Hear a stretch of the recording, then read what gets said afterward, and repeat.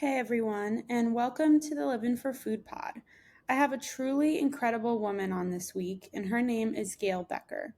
Gail has reached a lot of milestones as she left the corporate world to create Cauliflower, a better for you meal option in pizza crusts, but has since expanded into quite a few other product lines, some of which she even announced on this podcast. The brand was named one of the top 10 world's most innovative food companies in 2022 by Fast Company and is now worth more than 2% in the $5 billion United States pizza market. Gail and I dug deep into what it's like to be a woman in business while addressing the highs and lows of being an entrepreneur. Now, I've been doing this podcast for about 4 months now. Well, this is actually the fourth month, which is completely wild. And thank you for listening so far. There have been some emotional moments and certainly lighthearted ones, and I've been so grateful for all of them. In this particular podcast episode, which was recorded a little over a month ago, Gail opened up to me about her parents being Holocaust survivors. I couldn't really allow myself to publish this episode without acknowledging what is going on in Israel. It's just heartbreaking all around, and I really, really hope for peace. And I hope that you learned something from this episode, because I certainly did. So please join me in welcoming Gail Becker. 1, 2, 3, 4.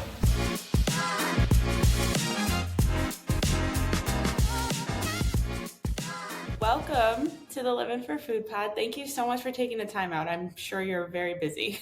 Well, thank you for having me. I mean, how can you say no to a podcast with that title? I mean, it's the best title ever, I have to say. So, yeah, I'm in.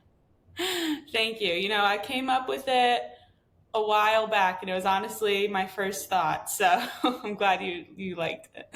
Love it. Love it. I think that's what we all do. Yeah, honestly, who doesn't, right? So I did a lot of research on your background, and it's pretty incredible. You have had an array of communications background. You were in broadcast journalism, made your way as the VP of communication at Warner Bros. You worked at Edelman, which for people who don't know is a public relations company, for over 16 years. And then you created Cauliflower. Crazy, right? It's wild. Yeah, but before all that, what did food look like for you growing up? It's such a good question because food really had a very high place in our family. Mhm. My parents are both Holocaust survivors, so they knew what real hunger was. And I think that drove them to raise me in an environment where there were very few things that were more important than being able to have food on the table, and really good food, and food that was made with love and that was given with love. And, even if we couldn't afford other things, my mother would always buy the best cut of meat because, it's something that they didn't have. And so I was always taught from a very young age to place a very high value on food. And the corollary to that really is there is nothing worse than being hungry. That's incredible that your parents were Holocaust survivors. Mm-hmm. I was reading a little bit of your Forbes interview, so I'm glad that that's something that you brought up. Was there certain meals that stick out to you when you think of your childhood? Yeah, I mean, I guess so. My parents were divorced at a very young age, so I had two very different households that I grew up in. My mother would always cook, so Okay. she had lots of, very popular dishes that we all loved. She made the best fried chicken. She made filet of sole. She made delicious steak. She just cooked and cooked and cooked, and that's really how she showed people that she loved them. My Hmm. father, on the other hand, was not much of a cook, but he always took me out to dinner or brunch, and we'd always try. He lived in San Francisco, and we'd always try all these amazing restaurants in San Francisco. Not amazing in the sense that they were the most, expensive or popular, because they weren't, but he knew a guy. He used to sell food to restaurants and hotels around San Francisco. So, Yeah. like, he would know the owner, or he would know the cook, or what have you. And so it was like family, and he spoke 8 languages, so he'd always find someone to speak to about the food in some language, and just a really distinctive part of my childhood. Yeah, so this is kind of putting it in, I guess, a nutshell, but food was seen as not necessarily a delicacy, but a privilege probably for you A growing up because privilege. they didn't experience A it privilege. themselves. A privilege. And also, interestingly, probably, and I'm just thinking about this for the first time, a sign of independence, really.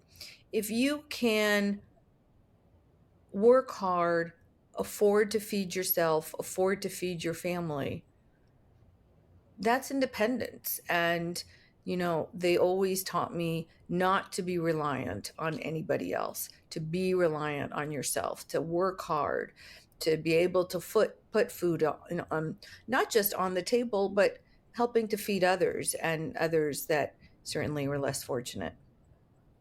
Yeah, absolutely. Do you feel like maybe that independence or self dependence kind of aided your career or had any influence on your career at all? I mean, there's no doubt. There's no doubt. My father used to say to me, Gail, why would you ever want to work for anyone else? And at the time, I was working for other people. I never thought Mhm. I would, follow in his entrepreneurial footsteps. And I just sort of said, oh, dad, like, like we all do. But what I came to learn after his passing is that he was right. And for me, he was right. And I think that, it's so easy to tell a story backwards. There were so many moments in my childhood around that notion, around food. My grandfather owned a dairy farm. So it was like Okay. all of these things that really did sort of inform and inspire what I ultimately would do in my life. But I had no way of knowing that at the time. Right, right. Because you started your business later on in life. So you kind of went through I the did. entire corporate thing.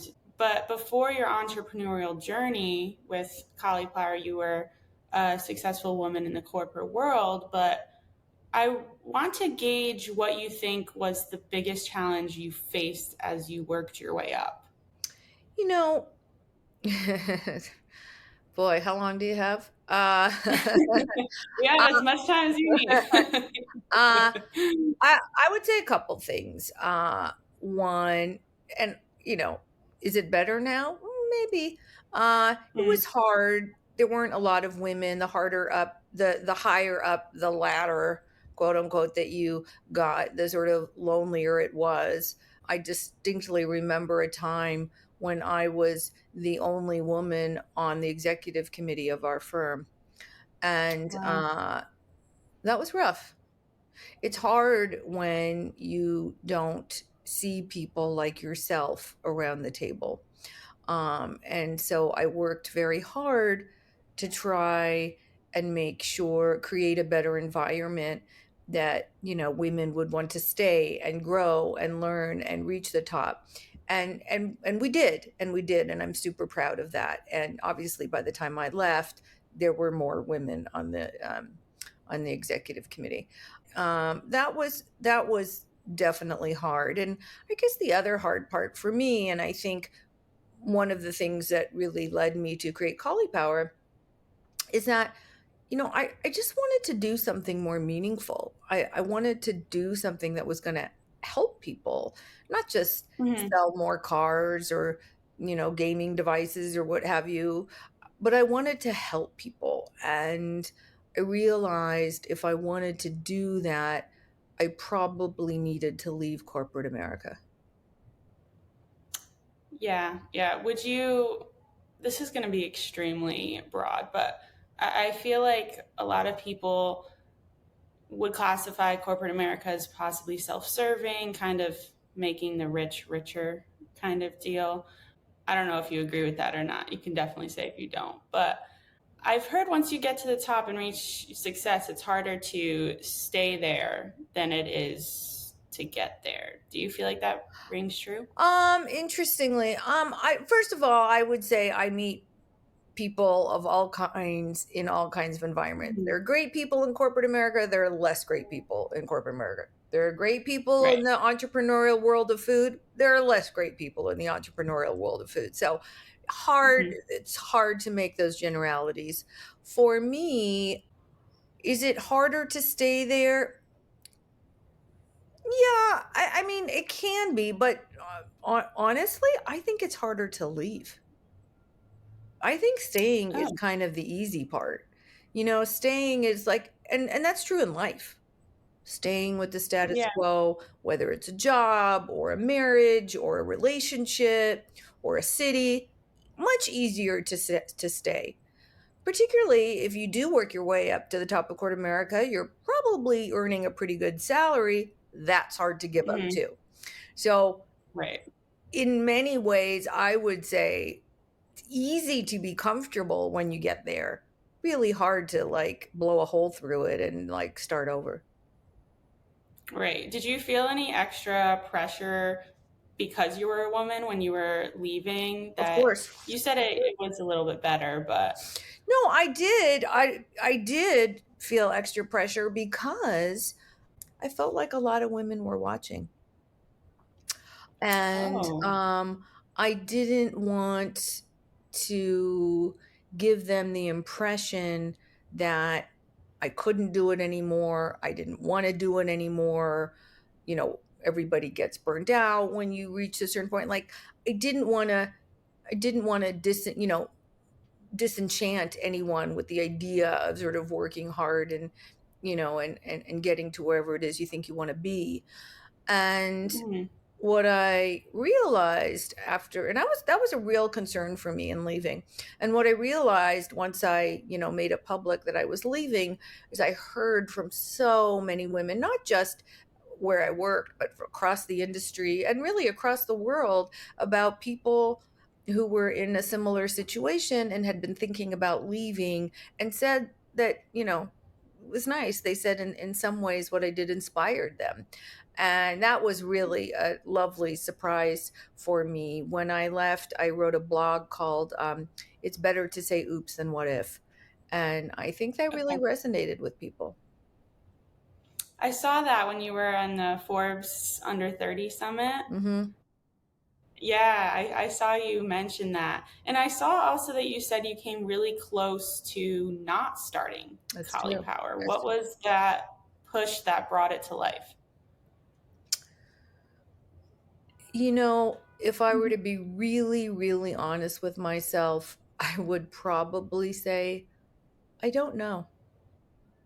I I like to think Fair. maybe my dad, because he had passed away the year before, which is what started me on this Mhm. journey of seeking something more. I'd like to think my dad just like, tapped me on the shoulder and said, "Go for it." And it really, and I say I don't know because it was almost like a calling. I just knew it was something I needed to do. I couldn't explain it. I certainly didn't have any reason to like give up everything that I had and bet it on an industry that I knew nothing about and a crazy idea.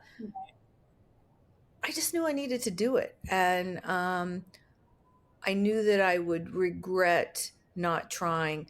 And that was probably the biggest motivator. I didn't want to live, I had a fair amount of regret in life, as we all do. I didn't want to have that Mhm. as a regret. And that was probably the biggest motivator. Yeah, I find that interesting because it takes a lot of strength to leave something you know and the security of something you know to just go do something that you just have this gut feeling towards, but sometimes you just have to follow the intuition. You call it strength. Some people call it stupidity. I don't know, maybe a little bit of both, but yeah, I love it. I mean, hey, cauliflower is worth a lot now. I wouldn't call it stupidity. Well, I think it's easy to say that now, but at the time, That's true. who knew? Who knew that would be That's successful? true. I certainly did not know the company would grow to what it was. I remember, telling my financial advisor at the time, okay, here's what I want to do. And, she looked at me like, are you crazy? And I think I must have been. And that's okay. But yeah, it was a huge bet that, most new companies fail. But you can't let that stop you, because if you do, you're failing before you even try. And you owe it to yourself to try. Right. I mean, you only have one life. What's the harm that's going to be is that it fails and then you go back to what you know or whatever the And situation that's is. exactly what I thought. That's exactly what I thought I would do.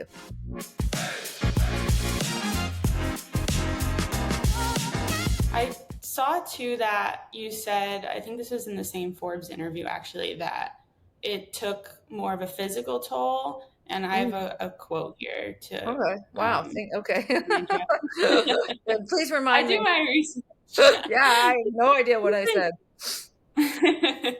You said, I would say that building cauliflower taught me about my own wellness was the connection between physical and emotional well-being. Mhm. Um, could you elaborate on that? Like what that looked like for you? Oh, wow. It is hard to explain to anyone who has not gone through it. I would say I would equate it. This is for me. I don't expect Hmm. everyone else to agree, but I would equate it to having, if your business, your company, whatever it is that you do is like your third child. For me, my third child. I have two humans and one company. Hmm. And and by far the hardest of the three. And it is obviously, it's a huge financial toll, a huge intellectual and mental toll, but it is also a huge emotional toll, because you really have to give up everything else in your life. You can't see your Right. friends. You barely have time to see your family. And every ounce of energy and mind share is given to this business. You are the last on the list. You don't get to give yourself anything. Anything you have left over, you give to those close to you and those you love, but otherwise it sucks you dry. And there are a whole Mhm. bunch of people in the industry, in the surrounding industries, who try to take you down, who cause you emotional pain. And it's very, very difficult to manage the business while you're sort of fighting off the world. Yeah, right. You have to bet on yourself. That's pretty much the entire premise of it. But your Yep. two sons were young at the time, Yep. right? Yeah. Yeah, they were. Yeah, that's hard. And I understand you started the company because they had celiac Yeah. disease, Yeah. um, and you wanted to create more nutritional and Yeah. gluten-free options out there, aka better for you Yeah. frozen meals. Even with all of the nutritional and gluten-free options that there are out there now, do you still think the market has room for improvement? Oh, absolutely. I mean, I think, look, even just when you look at cauliflower and just take a look at our pizza, like, we were obviously first to market. I leveraged that first to market advantage. We had, vast distribution. And then a couple years later, there were 50, more than 50 new SKUs from 17 different brands, all in our space, Wow. all with their, target set on cauliflower. Now, what ended up happening is most of them have gone away. Not all of them, which is fine, but most of Okay. them. And they've gone away because, they tried to, they didn't create a quality product. And, at Collie Power, I always say that, a lot of people in the food industry will bet against the consumer. They think the consumer doesn't know any better. At Collie Hmm. Power, we believe the consumer does know better, and we always bet on the consumer. And I think that's been a really nice differentiator for us, obviously evident in our products and, the loyal consumers that we have. That's so interesting. That's such an interesting takeaway because there's so much information out there now. Hmm. And I mean, I guess there's sometimes it's not always the correct information, but most of the time there's a lot of nutritionists, there's a lot of RDNs, whoever it is that's giving you really great information. We have a lot of resources to understand what we're consuming, understand what we're buying. So I think it's smart that you're betting on the consumer versus Yeah. opposite. Yeah, I think that's right. And you also have to realize that there are a lot of people who, are just trying to make ends meet. They're just trying to make, their Mhm. lives fit into a, 12-hour day. And not everybody has time to sort of, create the perfect wellness plan or health plan. They need food that they can just rely on, that's easy, that's convenient, that they know tastes good, and that they know is giving them some better for you nutrition.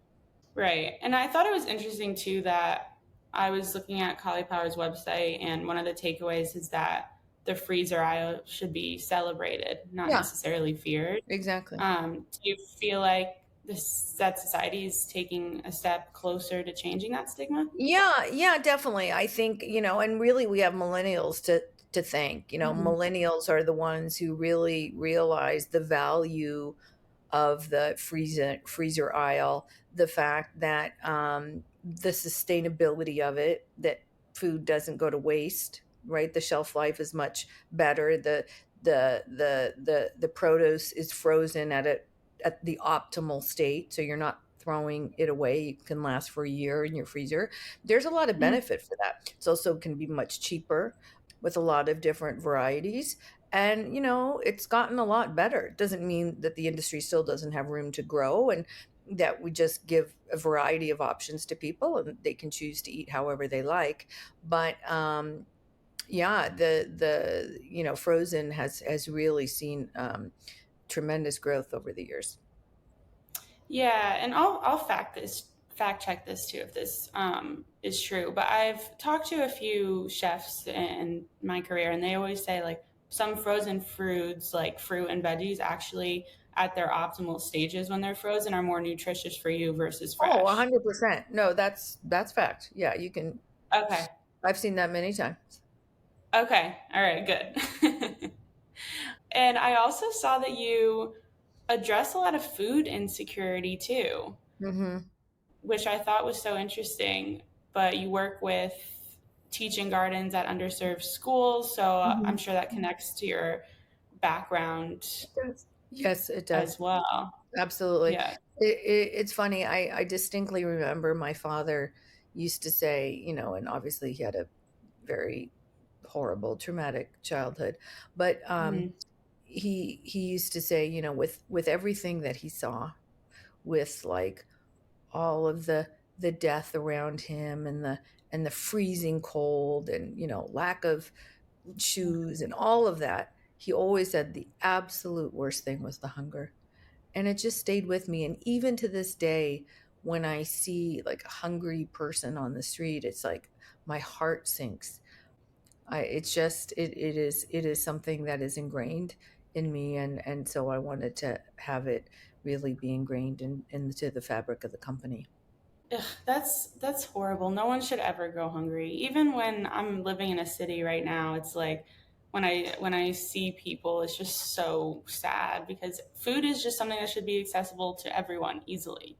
Exactly. And I think one of the benefits of the pandemic, one of very few benefits, is that Mm. is that I think for the first time, food insecurity in this country was on the front page of, right? It was like everybody was talking You're right. about food Hmm. insecurity for the first time. Like it was always problems that belonged to another country.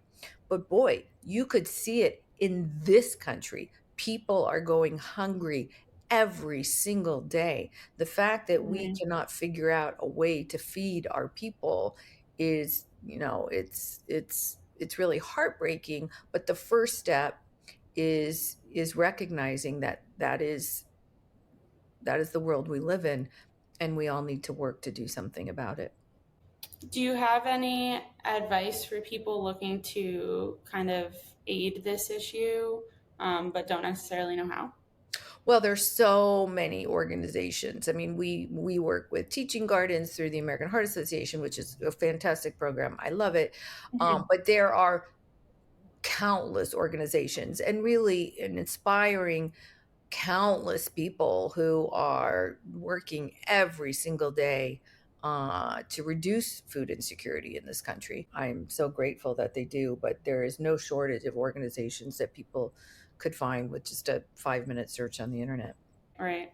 That's so interesting. I never really thought about how food insecurity was on the front page like just a few years ago. You would think that Yeah, people, yeah, that's crazy. It's because it affected more people than just the impoverished, and yeah, it affects yeah. all of And us. and I also, yes, 100%. But it's like people also during the pandemic, like they'd go to the store and they couldn't find food. Forget how much money they had. They Hmm. went to the store and they couldn't find food, probably for the first time in their lives. Yeah, And that, I hope what that gave all of us is a little bit of empathy and really recognize that feeling. Wow, this is what it's like not to be able to have access to food. yeah. Because we have such quick access to everything Yeah, in this world. So when that's it's cut right. off, That's right. it's like people are running around like chickens with their head cut off. It's like, what are we supposed to do? No one knows. That's right.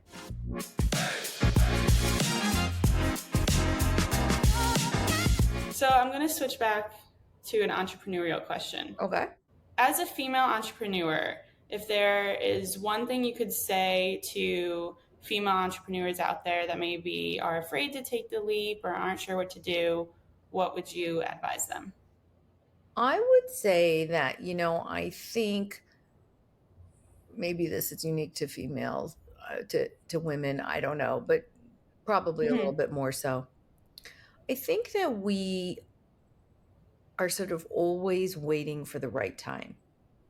The right time to get Yeah. married, the right time to have kids, the right time to switch careers or ask for a promotion. And there's very little sort of proactivity for it. We wait for the universe to speak to us rather than tell the universe what it is that we want. So I would say if you're waiting for, some magical bell to ring, for there to be this, enormous sign that, oh, okay, today is the day when you should take that leap, you're probably not going to find it. So you Sure. might as well make it today because you can't wait for it. It's not going to come. You just have to bet on yourself. Right. No, that's a really great point. I think a lot of people, and I've been guilty of this too. We wait and wait and wait, and then nothing ever comes to fruition, or Hmm. we wait for someone to tell us what to do, or we Yeah. follow the societal path, get married, have kids, whatever the Yeah. situation is. Right. I do think this society is getting better in the way that we are becoming more creative, Yeah. and we are kind of Yeah. taking more Yeah. leaps. So that's something I'm glad that we're pushing towards. Yeah. But at the same point, it's like we were told something our whole life. How do we traject off of that path, and how do we become successful at it? Exactly. Exactly. It's crazy. Women women go through a lot. It is hard. It is hard to be. Yes, no question. It doesn't get easier either. No, I mean entrepreneurs in general. It's a hard path to take. It's, I, I, It's not a I'm nine to reminded of five. it every day. That is true. Do you ever find yourself wishing, oh, I wish I could go back to that 9 to 5 just for like a day, or no? 100%. Absolutely. Absolutely. I wished it just this morning, to be honest with you. It's hard. It's a giant roller coaster. And it's not a roller coaster like over month periods. It's like this over day. And some days are just hard. And some days you just want to throw it in, or you just want to go back to the way it was. It's never overriding. I never would really wish that. But are there days, fair amount of them, when I thought, oh my God, what was I thinking? Of course there are. Lots and lots. Hmm. I know. I have those myself. Sometimes I just want to take the computer, Exactly. throw it in a lake, and run Exactly. away. Exactly. Exactly. Sometimes it's like I'm grateful my calendar is full, but at the same coin, it's like sometimes you just need to be. Sometimes you just need to be. That's right. Exactly.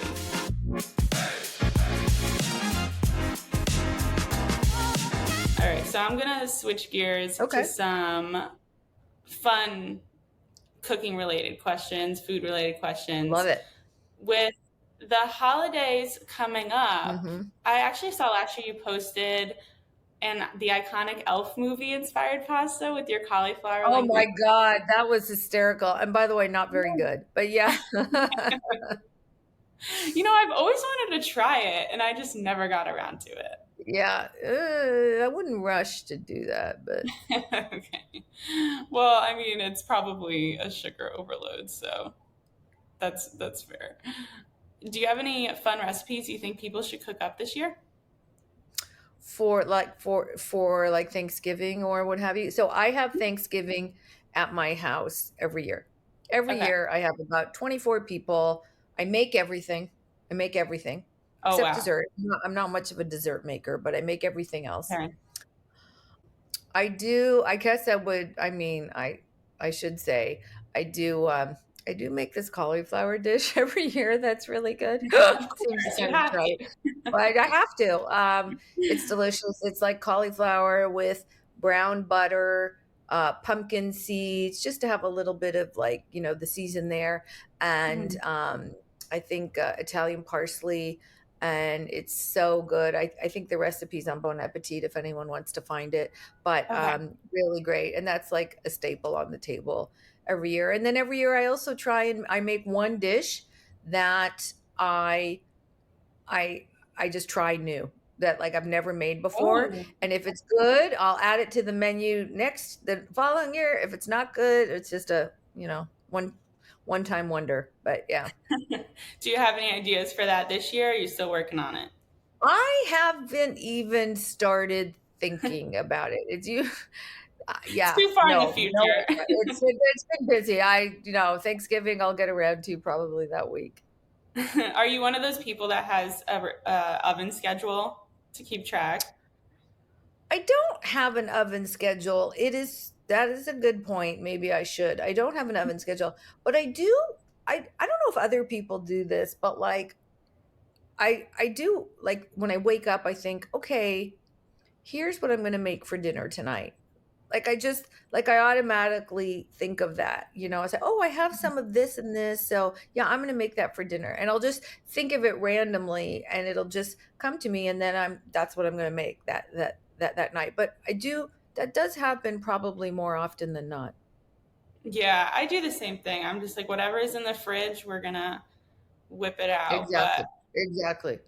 not everyone can be creative in the kitchen, so they need something exact to follow. Luckily, I can just whip random things together, and it's normally Yeah. something pasta related, so it's I easy. It is really hard for me to follow a recipe exactly. I cannot remember the last time I have followed a recipe exactly. I always just sort of create as I go along. And it's funny because my son, who is my eldest son, is an amazing cook. He has far Oh, surpassed me. nice.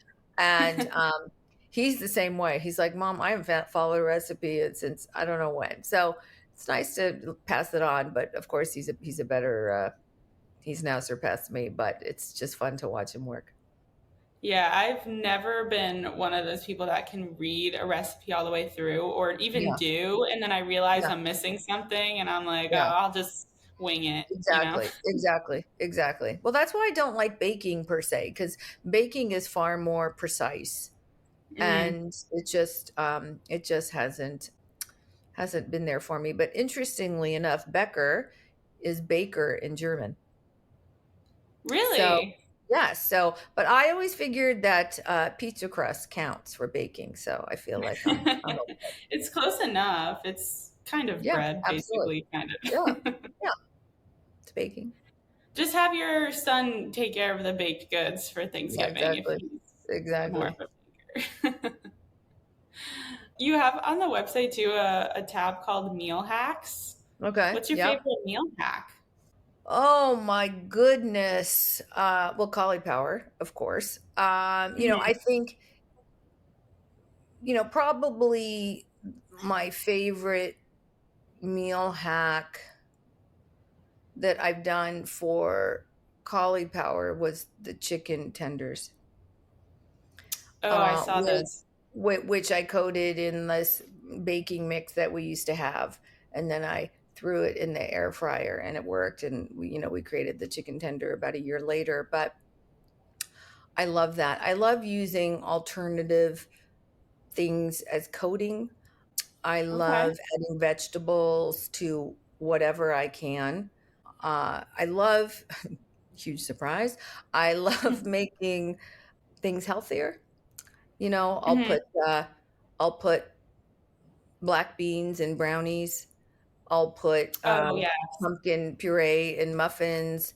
I will use applesauce as a sweetener. I'll use spiralized veggies as noodles. Any way that I can get to use more veggies is like sign me up. I do that too. I've always tried to go with the motto add, don't subtract when you're trying to be Hmm. healthier. So if I want some sort of snack, say I want pasta, add some broccoli in, add Yeah, something else. yeah, So you're not stuck like feeling full later, but you yeah, feel like you still got your nutrients in. yeah, yeah. Um, That's a good one. yeah, I do that all the time. But do you have any ideas with, I mean, Thanksgiving in the winter, there's all the holidays coming up, but because we're talking about kind of budget friendly foods, frozen foods, do you have any ideas for maybe budget friendly dishes for Um, Thanksgiving?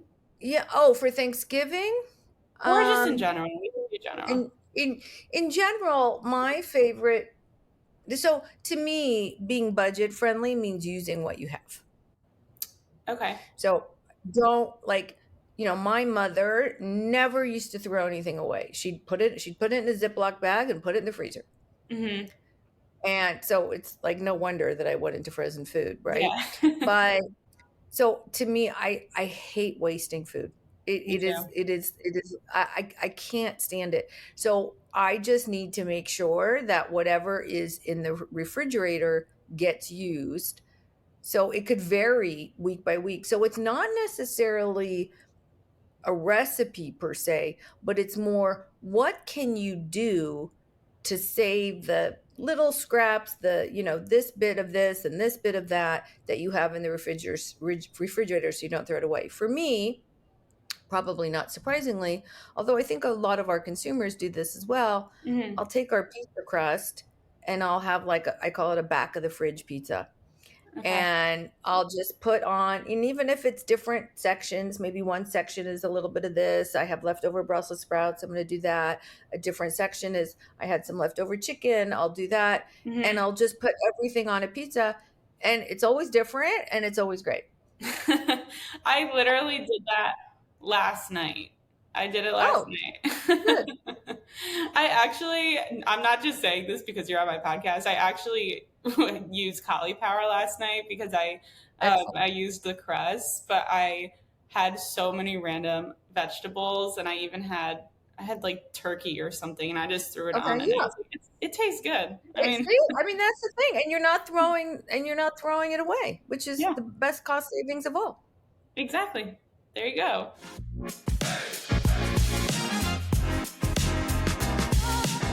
let's talk about what's next for you. I understand you have some exciting products coming up. If you would like to speak on Yes. those. Yes. Well, I'm excited because we're doing this podcast in advance. So this is the first time that I've ever actually spoken about that Yay! to, folks outside the company. Mhm. So we're doing pizza 5 ways. Okay. We have so obviously we have our pizza that everyone knows and loves. Hmm. We have 3 over-the-top SKUs that are going to be very heavily topped, very indulgent, really just and not just indulgent in terms of what is on it, but also the quality of the ingredients on it, right? Which is really great. And so that's exciting. I can tell you those 3 SKUs. I don't know if you Yeah, want me yeah. to No, go go into. for it. I was gonna ask what's on them. Okay, okay.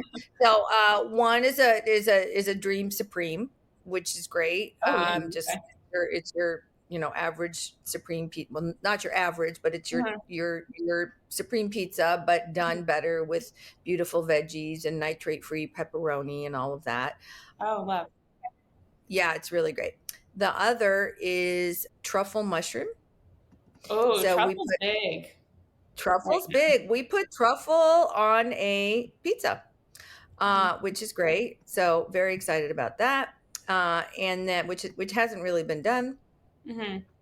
And then we also have a spicy chicken sausage with hot honey sauce and Hatch green Oh, chilies. hot So honey it is so popular right now. is very popular. So these are very on trend, very sort of either luxurious or indulgent and, heavily topped and really some just outrageously delicious and filling pizzas. They're trends for a reason. They're delicious. Exactly. They sure are. They sure are trends for a reason. Yeah, so that's exciting. Fun. And then you have pizza bites as well. Yes. So we have cauliflower is going into pizza bites, which is so That's so exciting. exciting. Yeah, it really is. What I think is so great about these pizza bites is, boy, I think I've been working on them for 3 years. Oh, wow. And we could have introduced them sooner, but they wouldn't have been like that traditional, I won't say the name, but the traditional pizza bite that you grew up on. Hmm. But these are mimic that pizza bite experience exactly. And there is a cheese and also a pepperoni. They're baked instead of fried. Oh, Obviously, they love. have cauliflower in the coating, and they Hmm. are tremendous. And I am over the moon excited for them. I was going to say those are very nostalgic foods. So, Yeah. And that is really sort of the core of cauliflower is we create your favorite comfort foods just right. better for you. And those are the meal hacks. So the fact that we started with pizza doing that, and now have all of these other items doing that is great. Yeah, that sounds delicious. And then you have one more, I believe, product line coming out, the Pizza Oh, Roma. yes, yes, absolutely. Well, thank you. Yes. I see. I could just talk so long about all of them. So the last one is Mhm. our Pizza Roma, and I think what's so exciting about this one is that it comes right from Italy.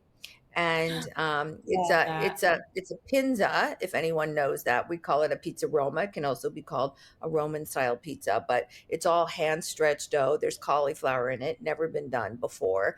I actually got to go to Italy to watch it being made, and boy, these people put so much love into the dough and the sauce, and Mhm. it's art for them.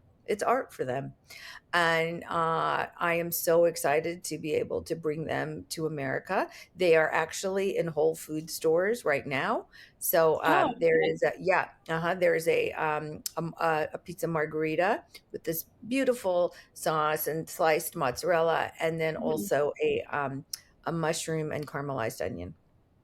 Oh, yeah. What inspired that idea? Were you visiting Italy or like you just? I was visiting Italy. Oh, okay. You know what inspired it really was, it was hard for my kids. Actually, Italy is a really great country for gluten-free food. I know people find that hard to believe, but because there's so Hmm. much gluten in their food, when people have celiac disease there, it can be quite dangerous, if not identified. So it's the only country in the world that actually tests for celiac disease at birth.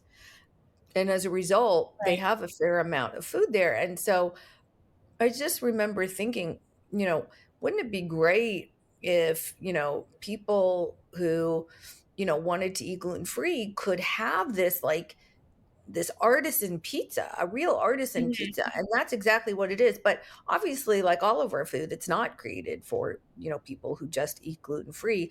It's a Mhm. beautiful hand stretched artisan pizza that actually has cauliflower in the crust, and it's airy and bubbly and beautiful. I encourage everyone to try it.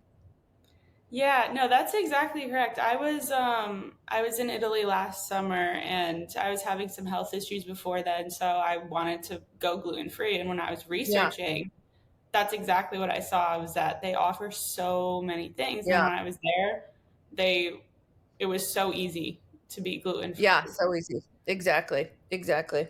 I found it to be a little bit harder here just because you're surrounded by so many things that aren't gluten Hmm. free. Hmm.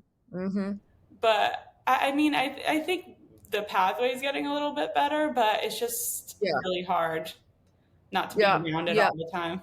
Yeah. 100%. Those sound delicious though. That's really exciting. Thank you. Yes, I am very excited about them. What's the difference between a pinza and a pizza? These are pinza, I think in Latin means like hand tossed or hand Oh, stretched. okay. So it's a little smaller than your pizza. It's oval, but it's so bubbly and it's all hand stretched and beautiful. Oh, yeah. Well, I'm excited to try those out. That's really exciting. Yeah, they're at Whole Foods right now. Okay. All right. I actually have to go to Whole Foods tomorrow, so Okay, let me know what you think. I will. I will. All right. I have a short game for you if you're up for it. It's Okay, kind of like sure. an opinion lightning round. So I'll say basically a lightning round of 5 questions, and Okay, it's all food related. And you'll answer my with the favorite topic. me too. I do this with every single guest, and they always love it. So, Okay, all perfect. right. First one, go to snack. Popcorn, Me too. Second, favorite pizza topping. veggies. Most underrated veggie. Well, clearly I can't say cauliflower because we know how high that one's rated. I am going to say, oh, broccoli rabe, Oh, that's a great one. Favorite comfort food. French fries. Oh, that's a good one too. A lot of girls are pairing that with Caesar salad. Yeah. Yeah, that's my weak spot for sure.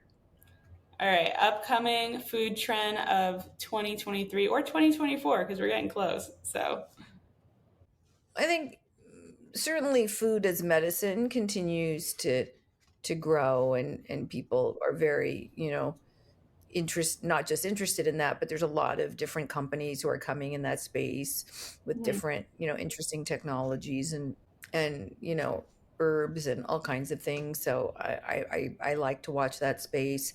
I think upcycling will be continue to be big. I'm particularly interested in that. I love, which is normal because I hate waste so much. So I mhm, love being able to use, things that would otherwise go to waste. So I'm a mhm. big fan of that. And I think just in general, just, the way people eat, I think is so much healthier now than, or just like sort of mentally and emotionally healthier. The relationship that people have with food is much better than when I grew up. There were good foods and there were bad foods, and there were fat foods and non-fat foods. And now it's just people are just, they realize that it's not that simplistic, right? That you can all eat, everybody can eat different things for all different reasons, and it all can lead up to a really healthy diet and a really healthy Mhm. way of eating. So that's one trend that I've certainly seen grown over time, that I am a huge fan of. Yeah, more of a holistic, balanced approach. Totally.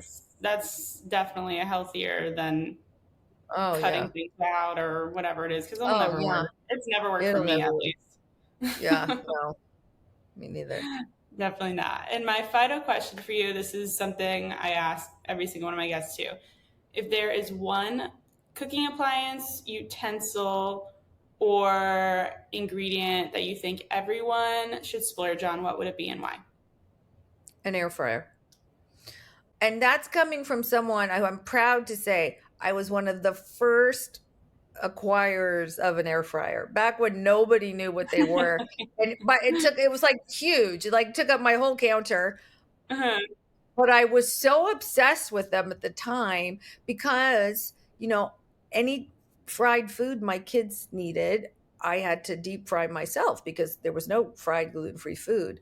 And Oh, nice. so when the air fryer first came out, I thought, Mhm. oh my God, does this really work? And I became obsessed with it, and I got it. And then I've gotten many since then. But yeah, I'm a huge air fryer fan. You were ahead of the game. I was ahead of the game. Who knew? Who knew? Maybe it inspired our chicken tenders. I don't know. Let's see. Yeah, do a whole air fryer product line. There you go. Exactly. Exactly. Exactly. Everyone loves it.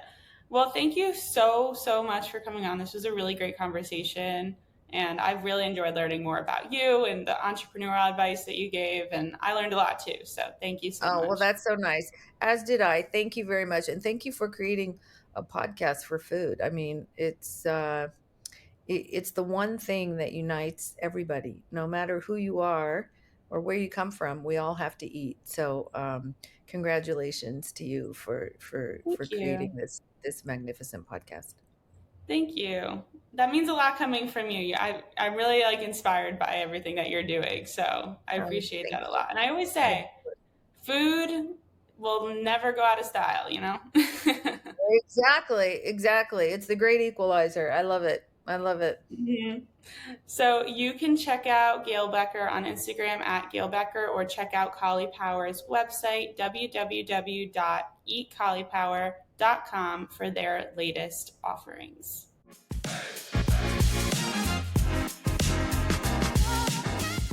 Hey, fellow foodies, thanks for listening. Don't forget to leave me a review.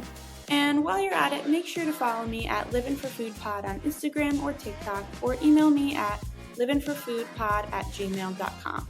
Let me know what you're cooking up this week, which guests you would like to see on the podcast, or tell me your opinions on the latest viral food trend. Until next time.